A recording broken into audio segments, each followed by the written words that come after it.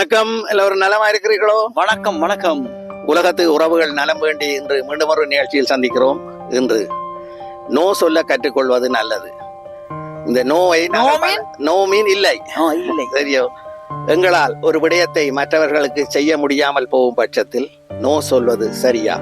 அப்படி நோ என்று சொன்னால் மற்றவர்கள் எங்களை பற்றி என்ன நினைப்பார்களோ என்ற ஒரு விதமான குற்ற உணர்வினால் நம்மில் அநேகமானவர்கள் நோ சொல்ல யோசிப்பார்கள். அப்படி உள்ளதை உள்ளபடியே நோ என்று சொல்வதனால் சில வேளைகளில் எங்களை ஒரு ரூட் பர்சன் என்றோ இவன் ஒரு மனச்சாட்சி இல்லாதவன் என்றோ மற்றவர்கள் எங்களை நினைத்துவிடக் கூடாது என்பதற்காக எங்கள் மீது அவர்கள் கொண்டுள்ள நம்பிக்கையை நாமே கெடுத்தும் விடுகிறோம் என்றே பலர் நோ சொல்ல பயப்படுகிறார்கள். நோவுக்கு இவ்வளவு பிரச்சனை இருக்கு, இவ்வளவு மதிப்பு.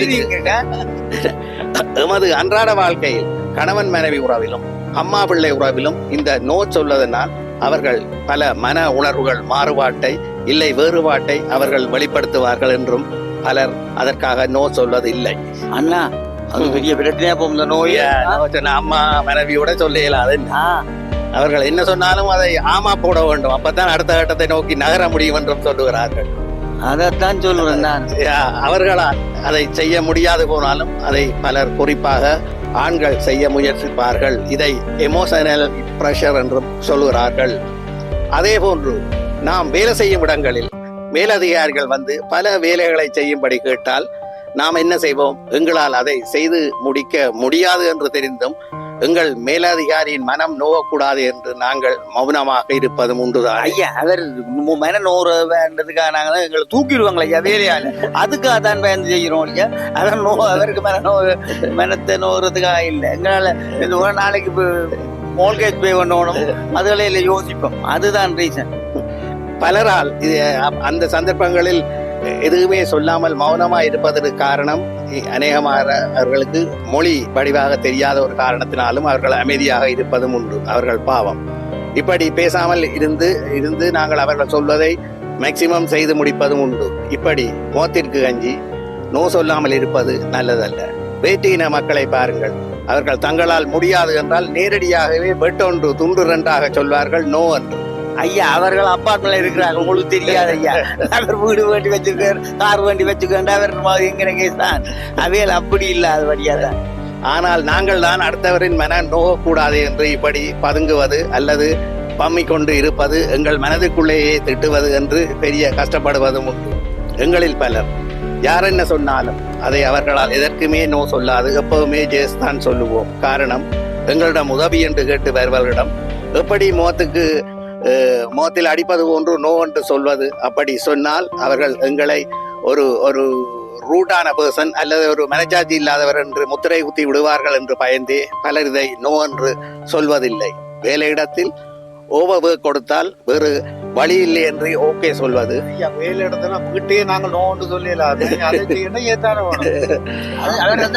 வீட்டுல அப்படி இப்படி பாருங்க, வேலை இடத்த நோ சொல்லுங்க சொல்லுவேன்.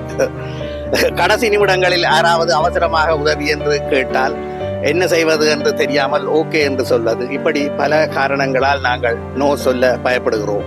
கணவன் மனைவி குடும்ப வாழ்க்கையில் ஏதாவது மன உணர்வு ரீதியான பிரஷரை போடும் போதும் இப்படி பலவிதமான இக்கட்டான சூழ்நிலைகளில் பலவித பிரச்சனையான சந்தர்ப்பங்களில் நாம் விரும்பாமலே அல்லது நோ என்று சொல்ல தெரியாமல் எஸ் என்று சொல்வதனால் உங்கள் உடல் கூட்டில் எவ்வளவு பெரிய மாறுதல்களை அது உருவாக்கும் தெரியுமா? அன்றாட எங்கள் வாழ்க்கையில் எங்களால் இயலாமல் போகும் வேளைகளில், இல்லை அவர்கள் கேட்டதை எங்களால் செய்ய முடியாமல் போகும் வேளைகளில் நாம் எங்கள் உடலை எங்கள் உண்மையான சூழ்நிலையை மறந்தே அவர்களுக்கு நோ என்று சொல்ல முடியாமல் ஜேஸ் என்று சொல்கிறோம். அப்படி சொல்வதனால் அங்கே உங்கள் வாய் மட்டும்தான் ஜேஸ் என்று சொல்கிறதே தவிர உங்கள் மனமும் உடலும் நோ நோ என்றே கத்திக்கொண்டே இருப்பது, அந்த கத்தல் உங்களுக்கு கேட்குமா? அப்படியான வேளைகளில் உங்களையும் அறியாது உங்கள் உடம்பில் ஒருவித பிரஷர், ஸ்ட்ரெஸ், வெறுப்பு உருவாகி கொண்டேதான் இருக்கும். இது ஆரம் சொல்லுங்களுக்கு கேக்குது, வேற வழி தெரியல.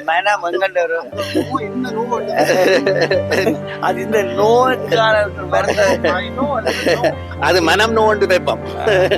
இது ஆரம்பத்தில் ஒரு பெரிய தலையடியாக உருவாகி பின்பு படிப்படியாக உங்கள் உடம்பை, அதன் உணர்வை, அதன் செயல்பாட்டை இழக்க நீங்கள் ஆரம்பித்து விடுவீர்கள். இதுவே ஒரு வேண்டாத பிரச்சனையாக உங்களுக்கு வந்து சூழ்ந்து கொண்டும் இருக்கும். நாங்கள் சிறுவர்களாக இருந்தபோது பெரியவர்கள் ஏதாவது உதவி கேட்டால் அதை தட்டக்கூடாது என்று எங்களை சொல்லி சொல்லி வளர்த்தபடியாலோ என்னவோ எங்களை யாராவது உதவி என்று கேட்டால் எங்களால் நோ சொல்ல முடியாமல் நாங்கள் திண்டாடுகிறோம். அதுவும் பெண்கள் கேட்டால் அவர்களுடன் எதை கேட்டாலும் செய்ய தயாராகவும் இருப்பது உண்டு. எதை பற்றியும் யோசிப்பதே இல்லை. பின்பு பிரச்சனையில் மாட்டி முடிப்பதும் உண்டு. அவங்களன்னு சொல்லி எது எப்படி இருந்தாலும் இந்த நோ என்பது யார் யாருக்கு சொல்ல வேண்டும், எப்ப இதை பயன்படுத்த வேண்டும் என்று உங்கள் உறவு முறை சார்ந்து, உங்கள் தேவைகள் சார்ந்து, உங்கள் உரிமைகள் சார்ந்து, உங்கள் உடல் இயக்கம் சார்ந்து இந்த முடிவுகளை எடுப்பதே சிறந்தது.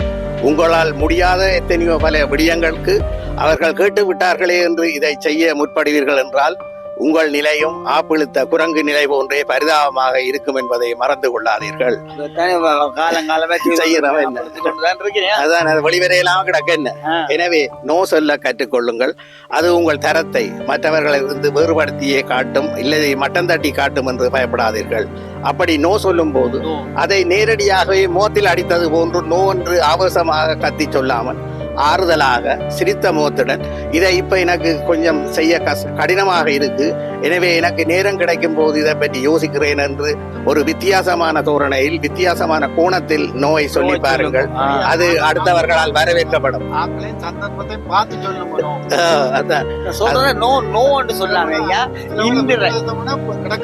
என்ன இல்லை, அதை நாங்கள் எங்கட எக்ஸ்பிரஷன்ல இருக்கு. நாங்கள் என்ன சண்டைக்கு போற மாதிரி நோ என்று சொல்லாமல் சிரித்து கொண்டு எங்களால் இயலாது என்றால் அதற்கு நோ சொல்வது குற்றம் அல்ல. இயலும் என்று சொல்லிவிட்டு பின்பு இழுத்தடிப்பு செய்வதுதான் இங்கே பெரிய குற்றமாக பார்க்கப்படுகிறது. எனவே மக்களே, உங்களால் முடியாது அல்லது செய்ய இயலாது போகும் சந்தர்ப்பங்களில் மெதுவாக, நாகரிகமாக, அன்பாக நோ என்று சொல்லி பாருங்கள். உங்கள் அன்பு என்றைக்குமே குறையாது. அடுத்தவர்கள் வட்டத்தில் நீங்களும் ஒரு நல்லவராக கணிக்கப்படுவீர்கள். நீங்கள் ஒரு இயலாதென்று சொல்ற ஒரு நல்ல ஸ்ட்ரெயிட் ஃபார்வர்டான ஆளண்டே உங்களை அவர்கள் நினைப்பார்கள். மாறுதலாக நீங்கள் நினைப்பது ஒன்று உங்களை ஒரு கூடாதவர் என்று நினைக்க மாட்டார். எனவே நோ சொல்லவும் கற்றுக்கொள்ளுங்கள். மீண்டும் நல்ல ஒரு நிகழ்ச்சியில் சந்திப்போம். நன்றி, வணக்கம். உங்களுக்கு இந்த வீடியோ பிடித்திருந்தால் லைக் பண்ணுங்கள். உங்கள் நண்பர்களும் பார்த்து பயன்பெற வேண்டும் என்று நினைத்தால் ஷேர் பண்ணுங்க. அத்துடன் சப்ஸ்கிரைப் பண்ண மறந்து விடாதீர்கள். நன்றி, வணக்கம்.